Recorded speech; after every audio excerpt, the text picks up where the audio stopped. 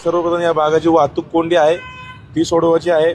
सक्षम उपमुख्यमंत्री आदरणीय अजितदादा पवार, आपल्याला माहिती आहे की त्यांची प्रशासनावरती पकड आहे आणि प्रशासनावरती पकड नसलेला अनुभव आम्ही इतके वर्ष घेतलेला आहे। आता प्रशासनावरती पकड असलेल्या नेत्याच्या मार्गदर्शनाखाली आम्ही या भागामध्ये काम करणार आहे। नागरिकांना मी या माध्यमातून सांगतो की आपला प्रभाग हा संपूर्ण पुणे शहरातला फास्ट डेव्हलप होणारा प्रभाग येणाऱ्या काळामध्ये असणार आहे। बाणेर आणि वाकडचा पहिला रस्ता आपण 2 महिन्यामध्ये, मी सांगतो या ठिकाणी अजितदादांनी आश्वासन दिलेलं आहे की तो आपण लवकरात लवकर चालू करू।